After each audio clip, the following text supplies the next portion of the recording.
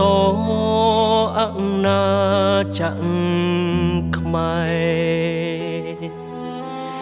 យើងគ្រប់គ្នាស្បត់ស្បាយសេចក្ដីរក្សាថែដែនដីខ្មែរនិរន្តរវីរភាពអង្គអាចក្លាហានខ្មែរគ្រប់ប្រាណស៊ូបដូរជីវិតច្បាំងសិទ្ធិត្រូវមានចិត្តឆ្លៀនពៀនសូមបួងសួងវិនិច្ឆ័យផុតទៅសម្រេចរាជខ្ញុំទ្រហោយំមិនដឹងថាផុតទុកនៅពេលណាបំផ្លែមនុស្សជាតិដោយចិត្តសាហាវគ្មានចាស់ប្រុសស្រីត្រូវឈឺផ្សាបំផ្លែបេតិកភណ្ឌពិភពលោកជាមរតកខំថែពីដូនតានេះជាទង្វើពួកសៀមចុងរៃបួងសួងឲ្យខ្សែពីលោកាសំលេងគ្រាប់រុនជួយដីត្រូវរត់ភៀសខ្លួនយប់ម៉ោង3ឃ្លីតឆ្ងាយពីផ្ទះឆ្ងាយពីសាលាទាំងវ័យកំពុងសិក្សាវិនិស្សកម្មមួយនេះដកជាប់ក្នុងចិត្តមិនអាចមានថ្ងៃនឹងផ្សះផ្សាពិភពលោកអើយបើកភ្នែកមើលផងតើជាកំហុសអ្នកណា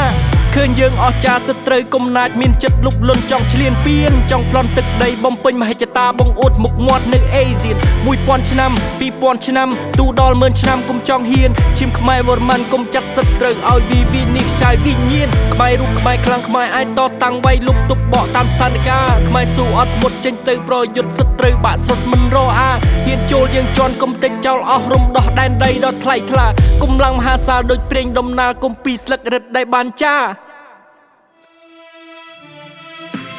ខ្មែរបេះដូងយើងជាខ្មែរយើងសូមរក្សាថែជាតិខ្មែរល្អបវរទោះមានឧបសគ្គយ៉ាងណាយើងសូមសន្យាថារក្សាមហានគរប្រើយន្តហោះទម្លាក់ក្របបែកបំពុលដោយផ្សែងជាតិគីមីបង្កចំនួនខ្លាញ់ជារងគ្រោះព្រោះគេទាំងនោះខំបំភ្លៃពុទ្ធោក៏ហក់ប្រើបាច់កិច្ចកលបង្កាច់បង្ខូចយ៉ាងព្រៃផ្សៃចូលចាំសន្តានក៏ខ្វក់បំផុតពួកគេទាំងនោះគឺជាថៃពីពាក្យមួយទៅពាក្យពីរជីចោចិត្តពៀចាំលបស៊ីជីជាតិបោកប្រាស់អាត្មានិយមចាំពួនសំងំផ្លំទឹកដីបញ្ជនស៊ីវិលដែលគ្មានកំហុសរួមទាំងក្មេងៗមិនដឹងអីមិនយូរឬឆាប់ក៏គង់តែស្លាប់ចុះនរោទី18